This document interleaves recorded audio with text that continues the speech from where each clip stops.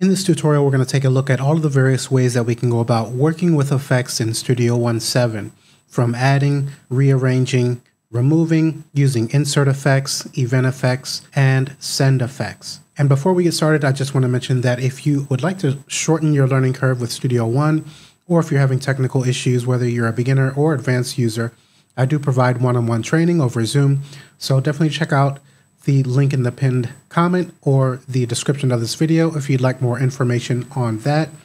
And without that out of the way, let's just go ahead and jump into this.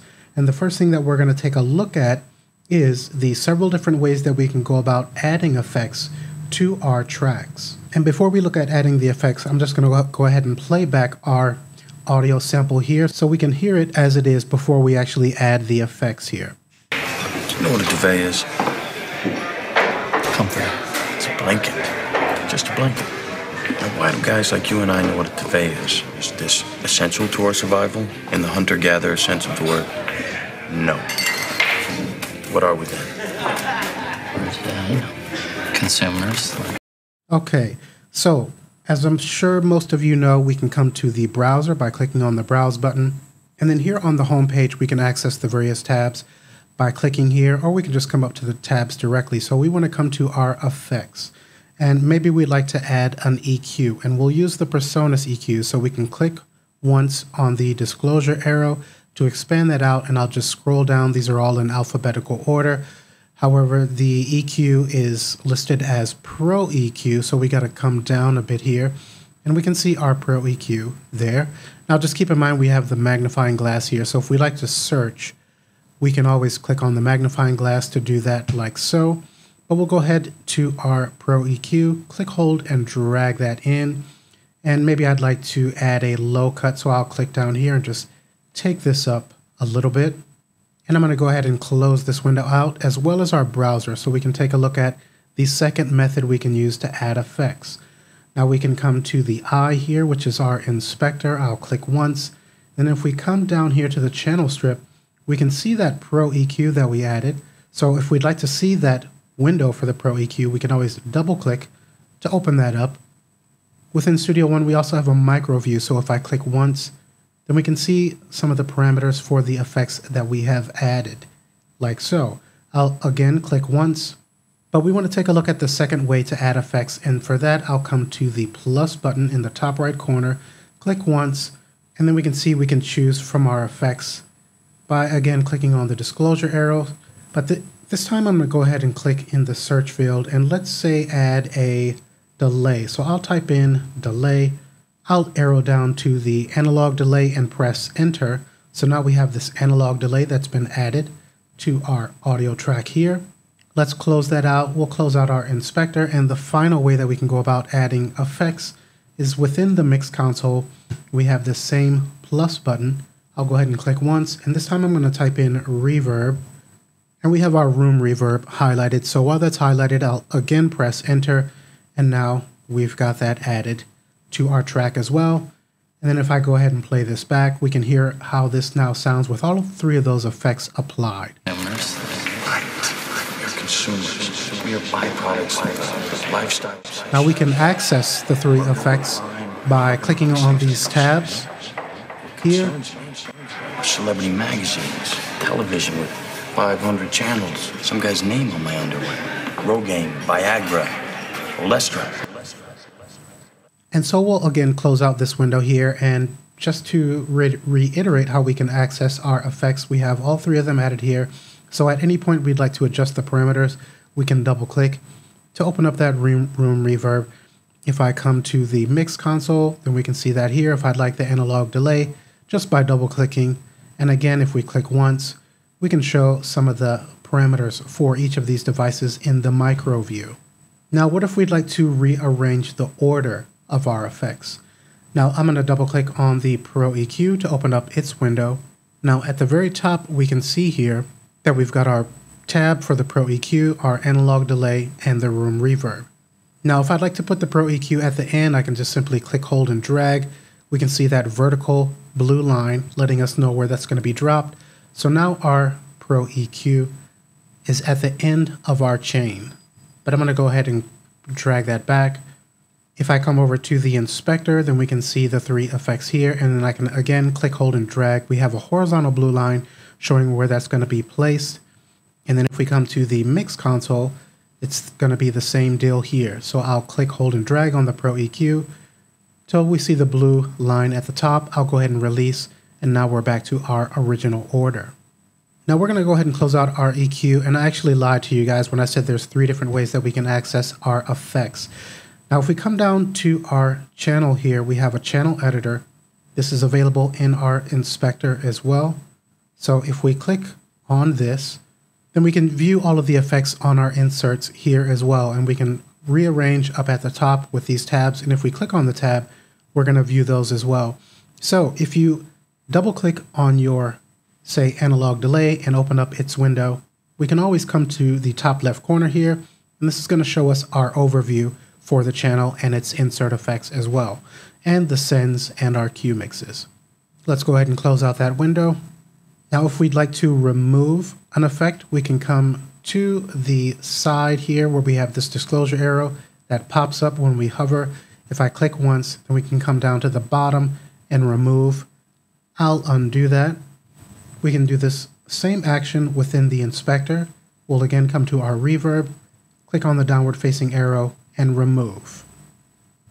And as you can imagine, if we open up the channel overview, we can remove from this area as well. Let's close this window out. Now let's close out our inspector, and I'm going to press T as in Tom. Actually, I'm going to Shift and W to zoom out a bit. Let's Shift and E to make this larger. Now I'll press T as in Tom to bring up our Add Tracks dialog. I'm going to add a second audio track in mono. Let's go ahead and click OK. And here I'd like to take a look at how we can copy an effect to another track or channel within the console. So what if we made some adjustments to the EQ here, and we would like to apply that to another track? All we need to do is simply click, hold, and drag, and we can see that horizontal blue line. And once I release, we can see that the EQ with that adjustment that I made to the low cut has been added to our new audio track here. Let's undo that action. Now we also have the option to move multiple effects at once to our second track as well. So now you can see that the arrow tool is active here, but if I come to the top where we have inserts, then that's going to change to a hand, and I can click, hold, and drag, and then release on our second track. Now you can see that our EQ, delay, and reverb has been copied to our second track with all of the adjustments that we've made to their individual parameters. Now let's open up our room reverb by double clicking, and let's say that we've done some tweaking to the parameters here and we're really happy with how it sounds. Say we did it on a synth and we'd like to apply these changes to the parameters to other synthesizers in other songs potentially, and say we want to save these as a preset. So in order to do that, we can come up to the top left corner here, and you can see that we have a little paper icon here. Now if we click once on that, at the very top we have Store Preset. So I'll go ahead and click once on that, and I'm going to call this Tutorial, and I'll just press Enter. We can also add a description and place it in a subfolder. Let's go ahead and press Enter though. And then now we can see that the preset name has changed to Tutorial. And if I click on the drop-down menu here, we can see that it's been added in alphabetical order to our list of presets that come with Studio One from PreSonus. So we're on our second audio track that I added, but if we were to switch over, let's go ahead and close out the reverb window, switch over to our initial audio track, double click on our room reverb. Now this is still on that default setting, but if I click on the drop-down menu, as you can imagine, in alphabetical order, we have down at the bottom our Tutorial preset. Now let's come back to the beginning of our track by pressing the comma, and let's play this back so we can take a look at bypassing. It's a blanket. Just a blanket. So let's be sure we're active on this room reverb. If I click here, in the hunter-gatherer sense of the word, then we can bypass. Let's bypass our delay and our EQ, and you can see that the power buttons have turned orange here in our mix console. Lifestyle obsession, murder, crime, poverty, these things don't concern them. what concerns me. Okay, now this can also be automated. So once I click on the bypass button, you can see that bypass is populated here. I can then click on the A to add an automation track and apply some automation to this. And actually I did a video on automating effects to add more variance and interest in your songs. So if you'd like to check that out, check out the link that's up above in the top right corner there. Now we can also power our effects on and off by clicking on the power button here. If our effect is closed, then we can click on the power buttons within the mix console, or if I click on the eye to open up the inspector, we have the same power buttons here. Okay, now at the very top we have our power button, which is going to power off all effects at once. So if I click once, we can see that everything has been powered off here. Now this is going to be a useful feature for if you are working on a mix and you've added multiple effects and you want to be sure you're going in the right direction in a way that you want your mix to go, and with the changes that you've made to the parameters and the effects that you've added are not actually making your track worse, because sometimes your ears can play tricks on you. And you making use of this main power button at the top to turn everything off and listening to the dry track to be sure you're going in the right direction and not making things worse, you're going to make use of this top power button here. Now, if you're working on a mix with multiple tracks for a complete song and you'd like to power off all effects at once, if you notice we have 3 on our initial track, 3 on the second track, and on the main we have a limiter. So we can check our mix to be sure it's going in the right direction by powering everything off using the global power button for all inserts here. So once I click on that, you can see all of our effects for both channels, as well as our limiter on the main, have been powered off. So again, this is another useful tool to use to check your mix to be sure that you're making progress in the right direction. Now, something else that I like to mention is that Studio One comes with effects chain presets, and we can access those by clicking on the downward facing arrow here. If I click once, then we can see that we have some for bass, drums, guitar, mastering, and so on. When you hover, these are going to automatically expand out. We can click on the disclosure arrow to close that up. We have vocals here, so I'll go ahead and hover, and let's just come down to male live vocal. I'll click once, and now we can see that our inserts have changed to represent that preset. Now, one caveat to using this is that you need to be careful with using the presets because these are not necessarily designed for your specific vocals. Every male vocal is going to sound a little bit different. So for instance, with this Pro EQ, with this preset, these may not work exactly perfectly for the vocal that you are working with. So these may be a good start, and you can always take a look at these to see what PreSonus has done for their adjustments to get an idea, if you're just beginning to learn how to use effects, what sort of adjustments you can make to the parameters to achieve the sound that you're looking for. But definitely, if you're going to make use to the presets, go ahead and tweak the parameters a bit to tailor it to your own vocals and instruments, etc. Now we also have the ability to disable our effects all at once by clicking on the downward facing arrow, and you can see we have disable all, so that's going to power everything off. We'll go ahead and turn that back on, and if we'd like to remove all of our effects at once, again clicking on that disclosure arrow at the very bottom, we have remove all. Now we can see all of our effects have been removed from our track 1. Now let's close out our mix console, and we're going to take a look at event effects.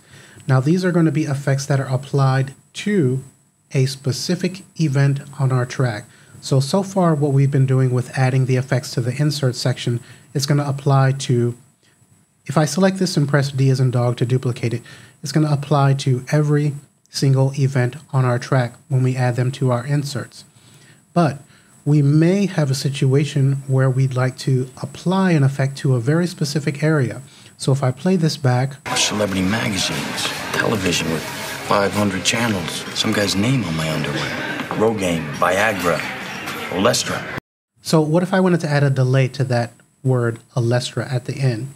First, I'm going to zoom in a bit by click, hold, and dragging down in the ruler. Let's be sure we're getting the right area. Olestra. Okay, so I want this to have some delay on it. So I'm going to place the cursor here, and I'm going to hold Control. This is going to change my arrow tool to the split tool. and my snap is turned off so I can freely place this wherever I want. If the snap was on and I hold control, now you can see we're snapping to the 16th note value that our quantized value is set to. But for splitting this event, I want that snap turned off. I'll hold control. Let's go ahead and cut about here. And the first way that we can add an event effect is by right-clicking. And then we can see here we have event effects. Now we can also add Melodyne from here, but we want to come down to the effects section at the bottom and add effect. We can choose an effects chain if we'd like, but I'm going to choose a device, and I'm going to click on this drop-down menu, and I'm going to type in delay. Let's arrow down to select our analog delay. I'll press enter, and then OK. We have our analog delay window. Let's come back in our ruler a little bit and play this back. So you can hear that this initial part is going to be dry, but once we get to this effect, this is going to have our delay processing. Viagra.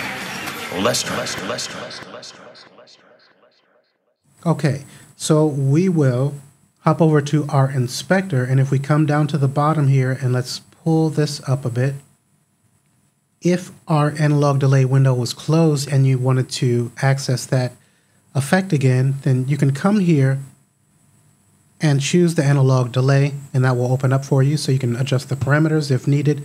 But we can also come to the inspector here, and we can see our analog delay by double clicking. As you can imagine, we can open up the window for any adjustments. And this is the second area where we can add event effects. So if I were to click on the plus and type in reverb, there's our room reverb. I'll press enter, and now we have a room reverb after our analog delay. We can add a tail and just click once to add maybe say 8 seconds in there, so that if we were to render this event effects, it's going to add additional time to capture the delay. So I'm going to go ahead and click on render, and this is going to render those effects that we've added to that event. So now when we play this back,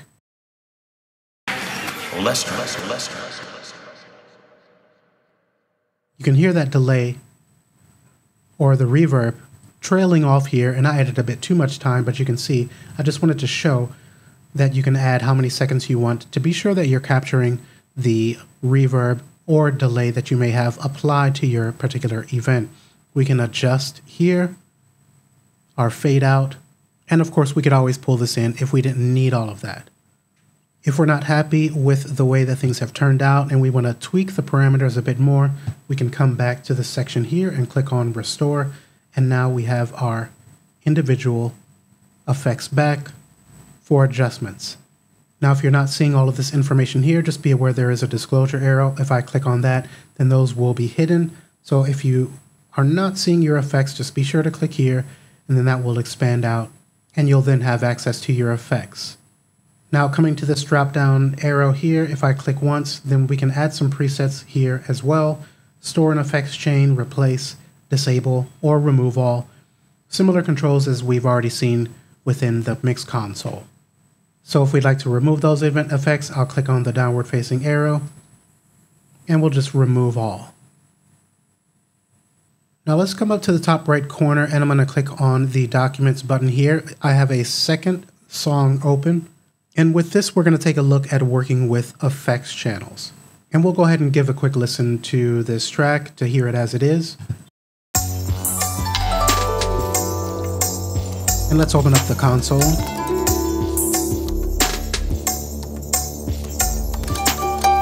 So what if I would like to add some reverb to our harp and the female chant here, as well as our violin, which is coming in now. Okay, so I think some reverb would sound good there. And we actually have reverb on the main, so I'm going to power that off for now for this example. I'll play this back again with the reverb powered off.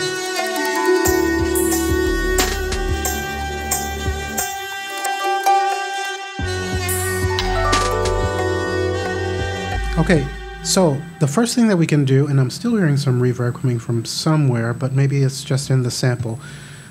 Now, the first method that we can use is by right-clicking in an empty area here, or we can even right-click on a channel. And we have add effects channel. So I'll go ahead and click on that, and we can see that our effects channel is added here at the end, and we can see it labeled effects. And then I can come up to the inserts here. Let's just randomly choose something here. I'll just choose the chorus because we're not going to keep this one actually. But now you can see we have a chorus in the inserts.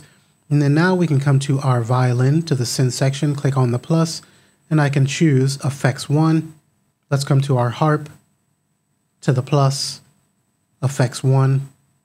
And I also wanted to send the female chant here, so effects 1. So now we have all of these going to our effects. And if you look at our sends, let's pull up our console a little bit, hover at the border here, pull our sends up so we can see a bit what's going on here better. You see we have effects 1, effects 1, effects 1, and here we have effects 1. And if I click on this area here with these dashes, we can see we have violin, harp, and our female chant. Going to our chorus. So that's the first way, the first method that we can use. Now I'm going to click once to select our chant, and I'm going to hold Control, select our harp and our violin. I'm going to come to the drop down arrow and remove all. So that takes our sends off. And then I'm going to right click on our effects channel and remove. Now a quicker way that we can go about adding our effects is I'll click once to select our violin, hold Control to select our harp, and then while I'm still holding Control, select our female chant.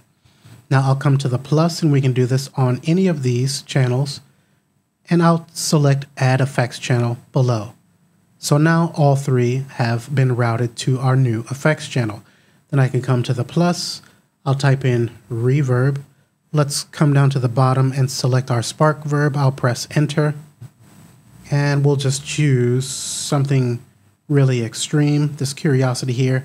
I'll take the mix down a little bit, although typically when you're using reverb on a send, you'll leave things like the reverb set to 100. So I'll actually leave this at 100. And just for demonstration purposes, I'll actually click on the plus again, and I'll add, let's type in reverb. I'll add the native effect that comes with Studio One of room reverb. And actually this is set to 25%. Sometimes when you add it to the effects channel, it will automatically be on 100, but you can set this to 100 and just lock that. This is typically how you'll see it on an effects channel. And then we use the effects sends here to determine how much of that effect we want on each discrete channel. But let's remove that room reverb, and we'll just work with our spark verb, which we set to 100. And then now we'll come back to our song. Let's take some of these levels down because it's going to be a lot. They're all being adjusted because all are highlighted.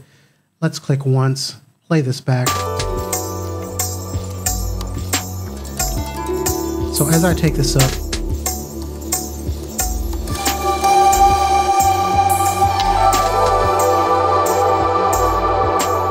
so we can click, hold, and drag, or use our mouse wheel for precise adjustments. So we can barely hear the reverb there.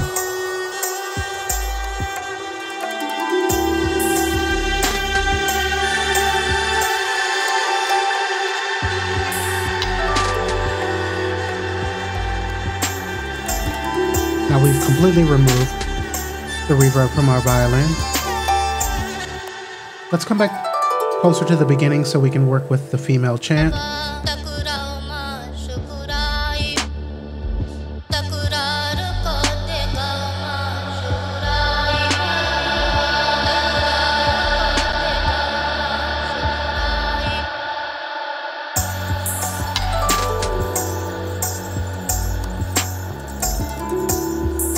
Now, if I were to take the level down for our harp, now we don't hear the harp or the reverb on the effects channel. I'm going to take this back up. But we do have a control here at the top in our send section next to our level adjustment here. Now, if I hover, you can see that this says pre-fader on and off. So if I were to click hold to activate that, we can see it turns this yellowish orange color. Now, when we do this pre-fader, we're still going to send a signal to our effects that's not going to be affected by our fader adjustment. So let's again play back. I'll again take this down.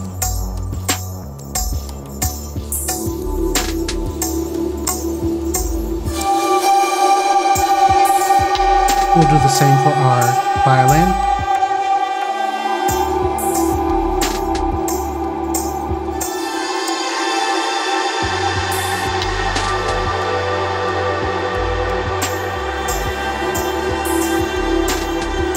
Okay, so when we engage this pre-fader and turn this on, then we're going to send a signal before it hits the fader here, and we're still going to have that signal being sent to our effects channel regardless of what we do to the fader here. So just know that you have that option available to you there.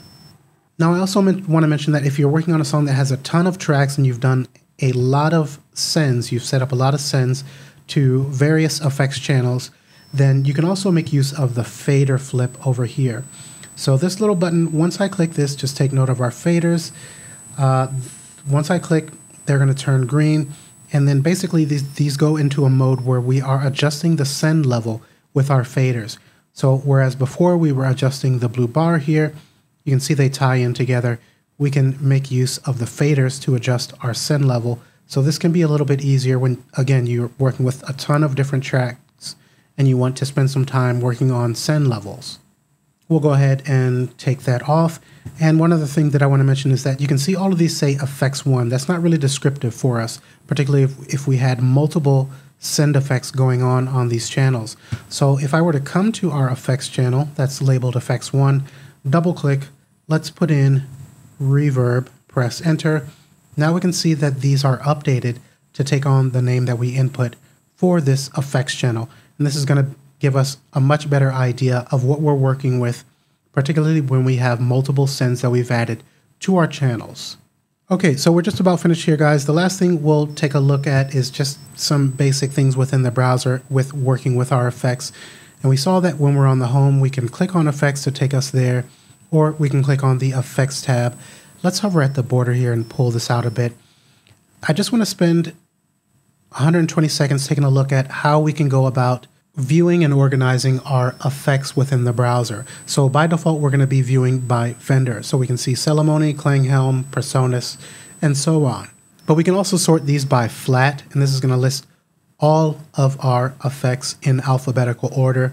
They will not be in a folder. So here we're seeing everything, our native effects that come with Studio One, as well as our third-party effects in one long list. Now, if you don't want to scroll and you don't particularly care for seeing the thumbnails for your effects, you can click on this button here, and then now you're just going to have text for your effects. Now we can also sort by folder, and in this way we're going to be sorted by type, so we have analysis, delay, distortion, etc.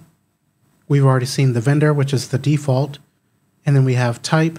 So this type is going to be Presonus. These are the native effects that are included. And then here are our VST3 effects. But I'm going to change this back to vendor. Let's expand out our Presonus effects. Any effects that we don't want to see. So if I'd like to hide the auto filter, for instance, I can just right click and then choose to hide. And then we're no longer seeing that there. If I would like to see it again, I can click on the wrench and then click here where the white circle is. And that will then return. Once I click off the wrench, we can see that that's back. When we right click, we can also favorite. Okay, now we see a little star there. And if I scroll up to the top, we have a favorite section here. So once I click on that, we can expand out. So anything that we have favorited, if that's a word, I think that's right, will show up in our favorites folder. Now, if I click on the star, that's not going to go away. So if we want to remove something from the favorites, we need to right click and deselect. I'll go ahead and refavorite that, because also we can come to the wrench icon as we saw before and deselect there as well.